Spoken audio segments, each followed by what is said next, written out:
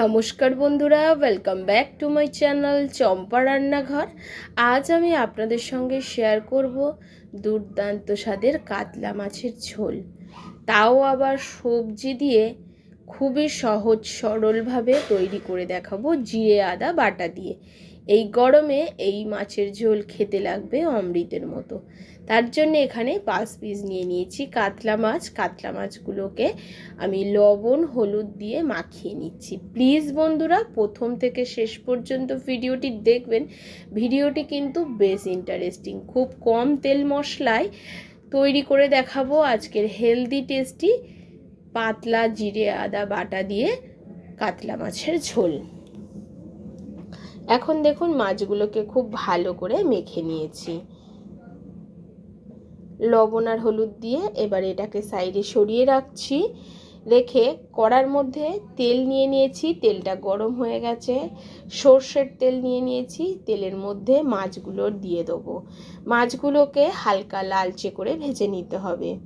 প্রথমে আমি মাছগুলো দিয়ে দিচ্ছি। প্রায় 3 থেকে 4 মিনিট লাগবে এক পিঠ মাছগুলো ভাজা হতে। এক পিঠ ভাজা হওয়ার পরে অন্য পিঠটা আমি উল্টে দেবো।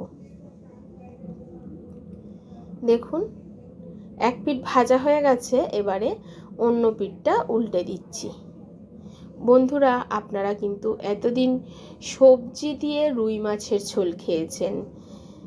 আজকের আমি যে সমস্ত সবজি দিয়ে, গরমের উপকারী সবজি দিয়ে মাছের ঝোলটা তৈরি করে দেখাবো, এটা বড় থেকে ছোট সবাইরই খেতে পারবে আর খুবই হেলদি। আর এই রকমভাবে মাছের ঝোল বানিয়ে খেলে দেখবেন পেট শরীর সবই ঠান্ডা থাকে। এখন দেখুন উল্টে পাল্টে রুই মাছগুলোকে কাতলা মাছগুলোকে বেশ লালচে করে ভেজে নিয়েছি। এবারে এই মাছগুলোকে আমি তুলে নিচ্ছি। মাছগুলো সব ভাজা হয়ে গেছে। মাছগুলো ভেজে নেওয়ার পরে যে তেল থাকবে সেই তেল দিয়েই মাছটার ঝোলটা রান্না করব। তো তেলের মধ্যে প্রথমে দিয়ে দিচ্ছি 5 ফোড়ন, আর দিয়ে দেবো 1/2 চামচ রাঁধুনি।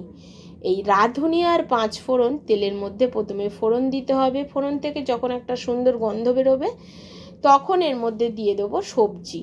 সবজির মধ্যে প্রথমে দিয়ে দিচ্ছি আলুগুলো। এখানে আমি একটা বড় সাইজের আলুকে ঝোলের আলুর মতো কেটে নিয়েছি। এবারে এই আলুটাকে দিয়ে প্রথমে আলুটাকে হালকা করে ভেজে নিচ্ছি, কারণ আলুটা সেদ্ধ হতে সময় লাগবে আর আলুটা একটু ভেজে নিলে খেতে ভালো লাগবে। আর এগুলো ফোড়নের মধ্যে ভাজছি যাতে ফোড়নের যে ফ্লেভারটা সেটা আলুর মধ্যে খুব ভালো করে ঢোকে। এবারে এর মধ্যে দিয়ে দেব লাউ, ঝিঙে। দেখুন লাউটাকে এইরকমভাবে কেটে নিয়েছি। 5-6 টুকরো লাউ এখানে ব্যবহার করছি। যেহেতু অনেক রকম সবজি দিয়ে করছি তার জন্যে অল্প অল্প সবজি আমি নিয়ে নিয়েছি। আর নিয়ে নিয়েছি একটা ঝিঙা, ঝিঙেটাকেও আমি দিয়ে দিলাম। এবারে লাউ, ঝিঙে, আলুটাকে একটু নাড়াচাড়া করে আমি তেলের মধ্যে ভেজে নিচ্ছি। বেশ কিছুক্ষণ ভেজে নেওয়ার পরে এর মধ্যে অ্যাড করে দেব সজনে ডাঁটা আর টমেটো। লাউ, সজনে ডাঁটা, ঝিঙে সব কিছুই কিন্তু এই গরমে, এই তীব্র গরমে শরীরের পক্ষে খাওয়া খুবই উপকারী বন্ধুরা। তার জন্যে আজকের এই কাতলা মাছটা আমি নামমাত্র মশলায়, নামমাত্র তেলে এই সবজি দিয়ে রান্না করব। সমস্ত সবজিগুলোকে এবারে খুব ভালো করে নাড়াচাড়া করে আমি ভেজে নিলাম। ঠিক যখন এইরকম ভাজা হয়েছে তখন দিয়ে দিচ্ছি পরিমাণ মতো হলুদ গুঁড়ো। হলুদ গুঁড়োটাকে দিয়ে একটু নাড়াচাড়া করে নেব। এই রান্নায় কোনো রকম লঙ্কার গুঁড়ো আমি ব্যবহার করছি না, তবে লঙ্কার গুঁড়ো ছাড়া কালারটা একদমই সাদামাটা হয়। আপনাদের যদি কালারটা পছন্দ না হয় সেক্ষেত্রে এখানে আপনারা কাশ্মীরি লঙ্কার গুঁড়ো ব্যবহার করতে পারেন। এখন দিয়ে দিচ্ছি 1 ইঞ্চি আদা আর 4টে কাঁচা লঙ্কা বাটা। কাঁচা পাকা লঙ্কা 4টে আর 1 ইঞ্চি আদাকে আমি বেটে নিয়েছি, সেটাকেই এই সবজির মধ্যে দিয়ে এখন একটু কষিয়ে নেব। মাথায় রাখবেন বন্ধুরা, বাটাটার আমি আপনাদের সঙ্গে শেয়ার করিনি। এক্ষুনি মশলাটা বাটাটা দেখাতে গেলে কিন্তু ভিডিওটা অনেক বড় হয়ে যায়। সেক্ষেত্রে একদমই আপনারা দেখতে চান না, তার জন্যে আমি এখানে আদা কাঁচা লঙ্কা বেটে রেখেছি আগে থাকতে। আমি বলেছি জিরে আদা কাঁচা লঙ্কা বাটা দিয়েই কিন্তু আজকে শুধু ঝোলটা হবে। এবারে একটুখানি কিছুক্ষণ ঢাকা চাপা দিয়ে রেখে দিলাম। এতে কি হবে, ঝিঙের থেকেও জল বেরোবে, লাউ থেকে জল বেরোবে, আর আদার কাঁচা গন্ধটাও চলে যাবে। দেখুন এখন কিন্তু সবজিগুলো আধা সিদ্ধ হয়ে গেছে, আর এখন কিন্তু বেশ আদার সঙ্গে সবজিগুলো কষানোর একটা সুন্দর গন্ধ বেরিয়েছে। এবারে এর মধ্যে দিয়ে দিতে হবে পরিমাণ মতো লবণ। আদা জিরে বাটাটা কিন্তু আমি আগে থেকে ব্যবহার করব না, দেখতে থাকুন আমি জিরে বাটাটা কোন সময় দিই। এবারে এর মধ্যে দিয়ে দেব পরিমাণ অনুযায়ী লবণ।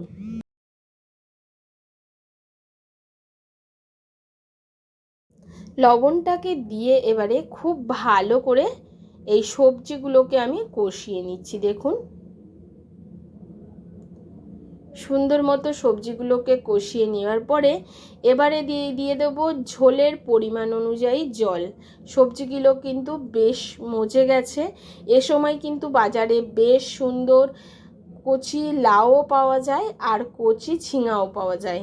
এবারে জল দিয়ে দিচ্ছি ঝোলের পরিমাণ অনুযায়ী। আপনারা যদি পাতলা ঝোল রাখতে চান সেক্ষেত্রে একটু বেশি পরিমাণের জল দেবেন, যদি মাখো মাখো রাখতে চান সেক্ষেত্রে অল্প পরিমাণের জল দেবেন। তো আমি একটু খুব বেশি পাতলা নয় আবার খুব বেশি ঘন নয়, এই রকম ঝোল রাখবো, তার জন্য পরিমাণ মতো জলটা দিয়ে দিয়েছি।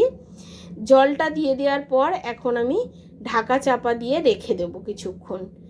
ততক্ষণে কিন্তু সবজিগুলো সেদ্ধ হয়ে যাবে।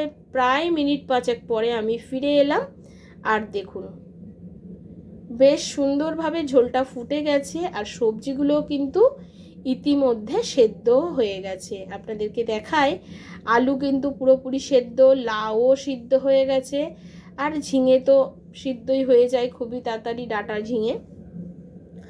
এবারে এটাকে একটু নাড়াচাড়া করে বন্ধুরা এর মধ্যে দিয়ে দেবো আগে থেকে বেটে রাখা জিরে। এখানে কিন্তু গোটা জিরে, কাঁচা জিরে কোনো রকম ভাজা নয়, 1 চামচ আমি বেটে রেখেছি। সেই বাটা জিরেটাকে ঠিক ঝোলের এখনই ব্যবহার করছি। আপনাদের মনে হতে পারে এই সময় জিরে বাটাটা দিলে হয়তো জিরের একটা কাঁচা গন্ধ বেরোবে, একদমই তেমনই না বন্ধুরা। এই সময় জিরে বাটাটা দিলে কিন্তু ঝোলের স্বাদ গন্ধ বর্ণ টোটালি চেঞ্জ হয়ে যাবে। এবারে দিয়ে দিচ্ছি 4টে আরও চেরা কাঁচা লঙ্কা। আপনারা যেমন ঝাল খান সেই অনুযায়ী লঙ্কাটা ব্যবহার করবেন।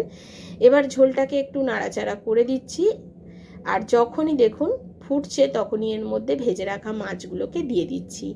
মাছগুলোকে দিয়ে একটু নাড়াচাড়া করে আবারও 2 মিনিটের জন্য ঝোলটাকে একটু ঢাকা দিয়ে রাখবো। ওই যে জিরাটা দিলাম, জিরের যে একটা সুন্দর গন্ধ হয় সেটা খুব ভালো করে যাতে মাছ আর সবজির মধ্যে এনহ্যান্স হয়, তার জন্যে এখন 2 মিনিট ঢাকা চাপা দিয়ে রাখলাম। ঘড়ি দেখে 2 মিনিট মিডিয়াম ফ্লেমে ঢাকা চাপা দিয়ে রেখেছি। 2 মিনিট পরে ফিরে এসে ঢাকনাটা খুলে নিচ্ছি, আর ঝোলের কালারটা ঠিক এই রকমই থাকবে, ঘনত্বটাও ঠিক এই রকম থাকবে। খুব বেশি পাতলাও নয় আবার খুব বেশি ঘনও নয়। সমস্ত সবজিগুলো সুসেদ্ধ হয়ে গেছে, আমাদের রান্না একেবারে রেডি হয়ে গেছে। এবার গরম গরম এই মাছের ঝোলটা একটা পাত্রে তুলে আমি আপনাদেরকে সামনে দিয়ে দেখিয়ে দেবো দেখতে কেমন হয়েছিল। সত্যি বলতে বন্ধুরা গরম গরম ভাতে এই রকম গরম গরম সবজি দিয়ে মাছের ঝোল খেতে কিন্তু ভীষণই টেস্টি লাগে। আপনারা তো অনেক রকমভাবে কাতলা মাছ রান্না করে খেয়েছেন, এইভাবে একবার সবজি দিয়ে পাতলা মাছের ঝোল রান্না করে খেয়ে দেখবেন কেমন লাগে। তারপরে আমাকে কমেন্ট করে জানাবেন যে সত্যিকারের মাছের ঝোলটা কেমন ছিল। আজ এই পর্যন্ত বন্ধুরা, আবারও দেখা হবে অন্য কোনো নতুন ভিডিওর সঙ্গে। নমস্কার, সুস্থ থাকুন।